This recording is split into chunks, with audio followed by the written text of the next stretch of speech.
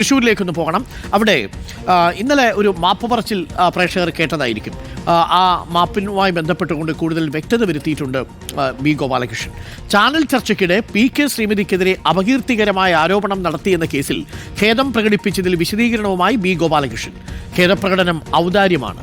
ഒത്തുതീർപ്പ് വ്യവസ്ഥ കോടതിയിൽ വെച്ചത് PK ശ്രീമതിയാണെന്നും ഇതൊന്നും അറിയാതെയാണ് സൈബർ ആക്രമണമെന്നും ഗോപാലകൃഷ്ണൻ പറഞ്ഞു. CPM സൈബർ ഇടങ്ങളിലെ പോസ്റ്റുകൾക്ക് പിന്നാലെയാണ് ബി ഗോപാലകൃഷ്ണന്റെ വിശദീകരണം. ജെയ്സൺ ചാമോളപ്പിൽ ചേരുന്നുണ്ട് കൂടുതൽ വിവരങ്ങളുമായി. ജെയ്സൺ, യഥാർത്ഥത്തിൽ ഞാനതിനെ കാണുന്നത് വളരെ മാതൃകാപരമായിട്ടുള്ള ഒരു നിലപാടായിട്ടാണ്. കാര്യം കോടതിക്ക് പുറത്തത് ഒത്തുതീർത്തു എന്നുള്ളത് വളരെ പ്രധാനപ്പെട്ട ഒരു കാര്യമാണ്. ഇന്നലെ ബി ഗോപാലകൃഷ്ണൻ PK ശ്രീമതിയുടെ മുന്നിൽ ആ മാപ്പ് പറയുന്നതോടുകൂടി ഉയർത്തപ്പെട്ടത് ബി ഗോപാലകൃഷ്ണന്റെ മഹത്വമാണെന്നാണ് ഞാൻ വിശ്വസിക്കുന്നത്. ശരിയാണ്, 2018 ചാനൽ ചർച്ചയിൽ മകനെക്കുറിച്ചും ശ്രീമതി ടീച്ചറിനെ കുറിച്ചുമൊക്കെ അവരൊരു കമ്പനി നടത്തുന്നുണ്ടെന്നും ഫാർമസ്യൂട്ടിക്കൽ കമ്പനിയിൽ നിന്ന് മരുന്ന് വിതരണം ചെയ്യുന്നു എന്നൊക്കെയുള്ള കാര്യങ്ങളാണ് പറഞ്ഞത്. അപ്പോൾ ആ വിഷയത്തിലൊരു വിശദീകരണം ഇപ്പോൾ നൽകിയിരിക്കുകയാണോ B Gopalakrishnan? Jaison, good morning. Very good morning Arunkumar. തീർച്ചയായും ഒരു ഗോപാലകൃഷ്ണന്റെ പോസ്റ്റ് തന്നെ രാഷ്ട്രീയ അന്തസ്സ് ഉയർത്തിപ്പിടിക്കുന്ന ഒരു മാതൃകയാണ് ഈ മാപ്പ് പറച്ചിലൂടെ നടത്തിയതെന്നാണ് അദ്ദേഹം പറയുന്നത്. അദ്ദേഹം പറയുന്നതിനകത്ത് അദ്ദേഹത്തിൻ്റെ ന്യായീകരണങ്ങൾ വളരെ വ്യക്തവുമാണ്. തൻ്റെ പ്രസ്താവനയല്ല, PT തോമസ് നടത്തിയ പ്രസ്താവന താൻ ഒരു ചാനൽ ചർച്ചയിലെടുത്ത് പറയുകയായിരുന്നു.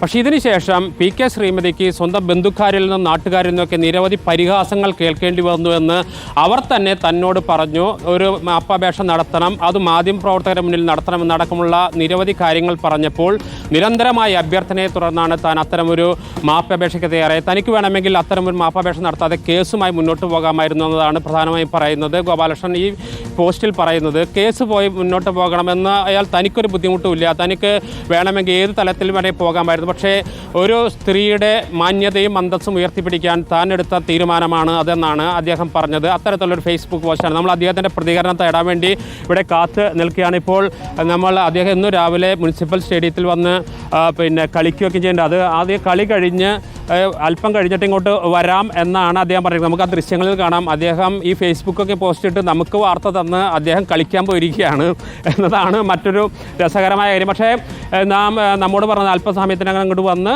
പ്രതികരണം നൽകാമെന്നതാണ്. ഇതിനകത്തുള്ള ഏറ്റവും പ്രധാനപ്പെട്ട കാര്യം ഗോപാലകൃഷ്ണൻ പറയുന്നത് വളരെ മാന്യമായ ഒരു മറുപടി തന്നെയാണെന്നാണ് നമുക്കിതിനെ വിലയിരുത്തേണ്ടത്. ഒരു രാഷ്ട്രീയ പ്രവർത്തകർക്കിടയിൽ ഉണ്ടാകുന്ന ഇത്തരം അഭിപ്രായ വ്യത്യാസങ്ങൾ, ചാനൽ ചർച്ചകളിലേക്ക് ഉണ്ടാകുന്ന വിഷയങ്ങൾ മറ്റൊരു മോശം അവസ്ഥയിലേക്ക് പോകാതെ തെറ്റുകളോ കുറവുകളോ ഉണ്ടെങ്കിൽ അതിനുള്ളൊരു പൊതുവേദിയിൽ വെച്ച് തന്നെ, പൊതു ഇടത്തിൽ വെച്ച് തന്നെ മാപ്പ് പറയുക എന്ന ഒരു രാഷ്ട്രീയ മാന്യത അദ്ദേഹം കാണിച്ചു എന്ന് അദ്ദേഹത്തിൻ്റെ ഫേസ്ബുക്ക് പോസ്റ്റിലൂടെ വ്യക്തമാക്കുന്നുണ്ട്. ആ രാഷ്ട്രീയ അന്തസ്സും മാന്യതയും തിരിച്ചറിയാതെ അന്തം കമ്മികൾ തനിക്കെതിരെ നടത്തുന്ന വിമർശനങ്ങളെ പുച്ഛിച്ചു തള്ളുന്നെന്നാണ് അദ്ദേഹം നടത്തിയിരിക്കുന്ന ഫേസ്ബുക്ക് പോസ്റ്റിലൂടെ വ്യക്തമാക്കുക. ഇതിനെല്ലാം ഈ കഴിഞ്ഞ ദിവസം നടന്ന എല്ലാ സംഭവങ്ങൾക്കും DYFI നേതാവ് അരുൺകുമാർ സാക്ഷിയാണെന്നും അദ്ദേഹം പറയുന്നുണ്ട്. അതിനൊക്കെ അപ്പുറത്തേക്ക് കടന്നു വളരെ പ്രധാനപ്പെട്ട ഒരു കാര്യം പറയുന്നുണ്ട്. ഈ ഡയറക്ടർമാർ, അതായത് സിവിൽ മെഡിക്കൽ സർവീസ് കോർപ്പറേഷൻ എന്ന തട്ടിപ്പ് കമ്പനിയുടെ ഡയറക്ടർമാർ കണ്ണൂരിലെ പ്രസിദ്ധമായ CPM നേതാക്കൾ അന്തരിച്ച ചിലരുടെ മക്കളാണെന്ന് അടക്കമുള്ള കാര്യങ്ങൾ മനോരമ പത്രത്തിൽ വന്നിട്ടുണ്ട്. അത് പറയരുതെന്ന് ടീച്ചർ തന്നോട് അഭ്യർത്ഥിച്ചു. ആ പറയാതെ താൻ മാന്യത കാണിച്ചു എന്നാണ് ഗോപാലകൃഷ്ണൻ വ്യക്തമാക്കുന്നത്. ഏതായാലും ഇത് സംബന്ധിച്ച വിശദമായ മറുപടി അദ്ദേഹത്തിന് അല്പസമയം തന്നെ നമുക്ക് ലഭിക്കും. ഇപ്പോൾ അദ്ദേഹം രാവിലെ തന്നെയുള്ള കളികളിലും ആരോഗ്യത്തിലാണ്. ഏതായാലും ഇത് രാഷ്ട്രീയമായ ഒരു മാന്യതയായിട്ട് തന്നെ കാണേണ്ടി വരും എന്ന് തന്നെയാണ് നമ്മൾ മനസ്സിലാവുന്നത്. ഇത്തരം കാര്യങ്ങൾ വസ്തുതാപരമായി പരിശോധിക്കാതെ അദ്ദേഹം പറഞ്ഞത് PT തോമസ് പറഞ്ഞൊരു സ്റ്റേറ്റ്മെന്റിനെ കോട്ട് ചെയ്യുകയായിരുന്നു ചാനൽ ചർച്ചയിൽ എന്നുള്ളതാണ്. അത് പിന്നീട് കോടതിക്ക് പുറത്ത് ഒത്തുതീർപ്പിന് കാരണമാവുന്നു. അങ്ങനെ ഒത്തുതീർപ്പിലേക്ക് പോകുമ്പോൾ മാന്യത കാണിച്ചു എന്ന് തന്നെയാണ് നമ്മളും പറയുക.